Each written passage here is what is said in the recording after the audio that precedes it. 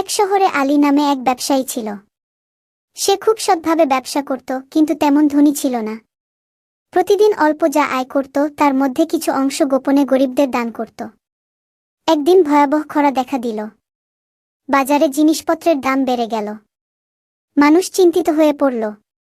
আলীর ঘরেও খাবার প্রায় শেষ হয়ে যাচ্ছিল। তার স্ত্রী বলল, এখন তো আমাদেরই খাবার নেই, তুমি কেন দান করছো? আলী শান্তভাবে উত্তর দিল, আল্লাহর পথে দান করলে কখনো ক্ষতি হয় না। আল্লাহই আমাদের রিজিকদাতা গু। পরদিন হঠাৎ এক ধনী ব্যবসায়ী শহরে এলেন। তিনি আলীর দোকানে এসে বললেন, আমি শুনেছি তুমি সব সময় সৎভাবে ব্যবসা করো।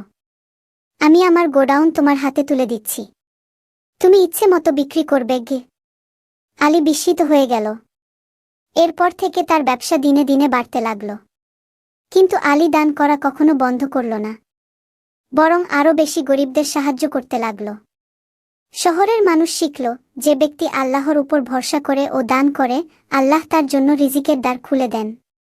এই গল্প থেকে শিক্ষা হল, দান করলে সম্পদ কমে না, বরং আল্লাহ তা দ্বিগুণ বাড়িয়ে দেন।